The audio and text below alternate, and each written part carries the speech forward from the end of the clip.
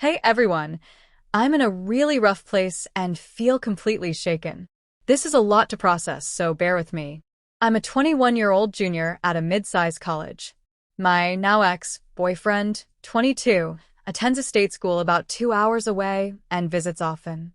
We met through mutual friends and had been dating for 2 years. He was my best friend, and I adored our dynamic. I share an apartment with three other people: my best friend, Lee, and two other girls placed by university housing, Emily and Michelle, both 20. Over time, we've all become close friends. This weekend, Emily and Lee went home, leaving just Michelle and me in the apartment.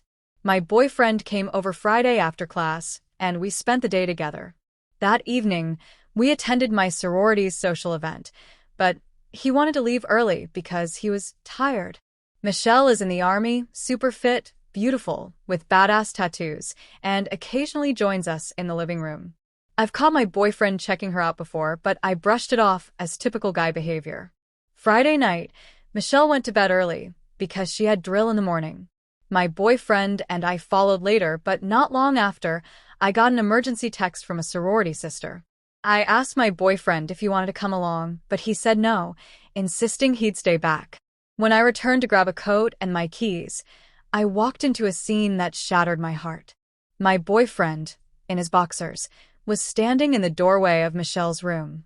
Inside, Michelle was crying on the floor. She told me he had tried to coax her into sleeping with him while I was gone. He'd crept into her room while she was sleeping and started talking about how attractive he found her. He even tried to get under her covers. She woke up and freaked out, pushing him away. I immediately told him to pack his things and leave. After ensuring Michelle was okay, I left to check on my sorority sister, who fortunately turned out fine. Over the next few days, Michelle stayed with a friend to process everything. She later told me she spoke to an NCO at her Army unit and had a plan. She would report him to our university's Title IX office. Michelle didn't want to involve the police, fearing backlash that could jeopardize her chances of getting into officer candidate school after graduation. The Title IX office took the matter seriously.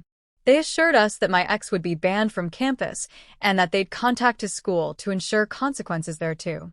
This could mean suspension from his fraternity and even a semester-long suspension. Michelle and I have grown closer through this ordeal. We decided not to renew our quad apartment next year.